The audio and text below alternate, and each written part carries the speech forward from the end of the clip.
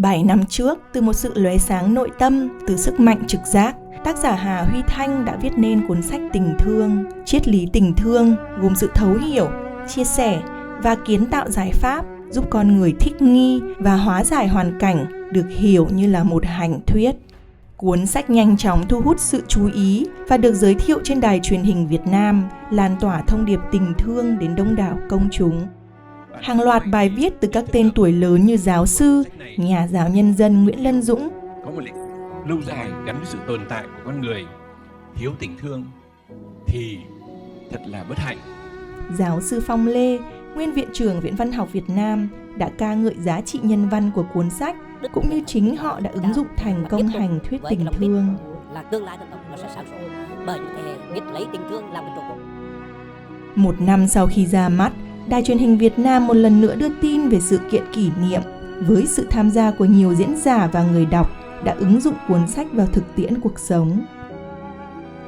Trong suốt 7 năm qua, tác giả đã nỗ lực gieo từng hạt giống tình thương trên khắp đất nước Việt Nam, không chỉ bằng tư tưởng mà cả bằng các sản phẩm mang thương hiệu tình thương, với mong muốn trồng được càng nhiều cây tình thương, mang lại niềm tin và hy vọng cho cộng đồng.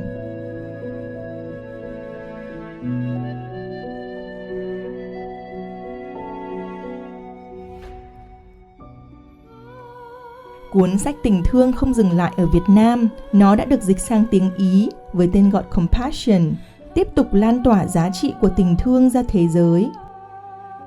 Hội thảo tình thương, chìa khóa cho vấn đề toàn cầu tại Rome, đặc biệt có sự góp mặt của giáo sư Hà Dương Minh, người đồng nhận giải Nobel Hòa Bình, nói về nguyên lý tình thương và sự phát triển bền vững cho nhân loại.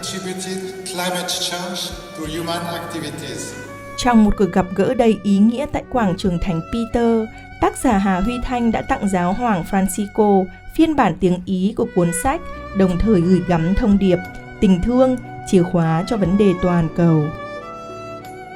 Tiếp nối hành trình, cuốn sách Tình Thương ra mắt phiên bản song ngữ với bìa sách là khoảnh khắc đáng nhớ giữa tác giả Hà Huy Thanh và giáo hoàng, khẳng định mạnh mẽ thông điệp tình thương, chìa khóa cho vấn đề toàn cầu.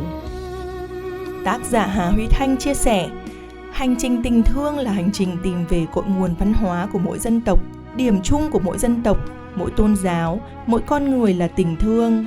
Nếu chúng ta thức tỉnh nguồn năng lượng tình thương trong mỗi con người, chúng ta sẽ có một nhân loại của tình thương. Nhân loại cùng đi chung một hành trình dưới một ánh sáng ngoài ánh sáng mặt trời, chính là ánh sáng của văn hóa tình thương. Tôi tin rằng cả nhân loại sẽ đồng hành cùng nhau trên hành trình tình thương, hành trình tìm về bản thể cao quý, linh hồn của nhân loại. Khi đó, linh hồn của mỗi con người sẽ được cứu rỗi bằng tình thương. Nguyên lý của sự cứu rỗi là giúp tần số rung động cảm xúc của mỗi con người cao hơn khi họ đánh thức được nguồn năng lượng này. Khi tần số năng lượng cao, chúng ta sẽ cộng hưởng với những tần số cao khác. Đó là nguồn gốc của những rung động cao quý, những ý niệm tốt đẹp để mỗi con người vượt qua khó khăn, nghịch cảnh, giúp chúng ta thích nghi và hóa giải hoàn cảnh của cá nhân và xã hội, xây dựng một cộng đồng thịnh vượng, cao quý và nhân văn.